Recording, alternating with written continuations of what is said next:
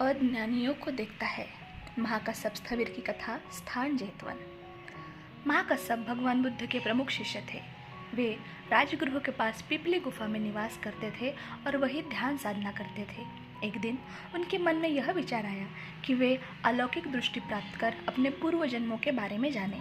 इस विचार के साथ उन्होंने ध्यान साधना आरंभ की ताकि दिव्य दृष्टि से अपने पिछले जन्मों को देख सके। महाकश्यप के इस प्रयास को भगवान बुद्ध ने अपनी दिव्य दृष्टि से देख लिया। बुद्ध ने समझा कि महाकश्यप इस कार्य में अपना समय व्यर्थ कर रहे हैं।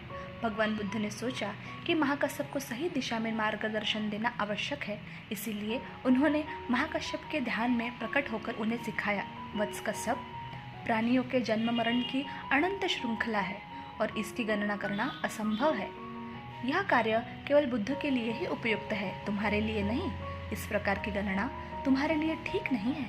महाकश्यप को संबोधित करते हुए भगवान बुद्ध ने कहा, तुम अपने समय को व्यर्थ मत करो, जागृत हो, प्रमाद को छोड़कर अपने भीतर की दिव्यता को पहचानो और आत्मनिर्भर बनो। यह जान लो कि सच्चा ज्ञान और बुद्धिमत्ता वही है जहाँ अप्रमाद है।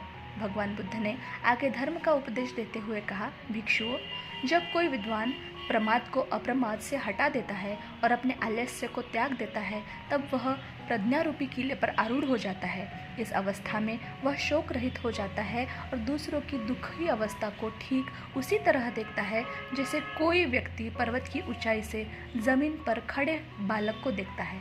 भगवान बुद्ध ने इस अवसर पर यह गाथा कही, पमादं अपमादेन यदा नूदति पंडितो पय्या पासादमारुह्य अशोको शोकनीपजे पब्बतलो व भूमट्ठे धीरे बाले अवेक्षति। इस गाथा का अर्थ इस प्रकार है, जब कोई विद्वान प्रमाद को अप्रमाद से हटा देता है, तब वह शोक रहित होकर शोकाकुल जनों को प्रज्ञारूपी महल पर चढ़कर पर्वत की चोटी से नीचे खड़ी भीड़ को देखता है। जिस तरह एक धीर पुरुष पर्वत पर खड़े होकर नीचे के लोगों को देखता है, उसी प्रकार वह विज्ञान अज्ञानियों को देखता है।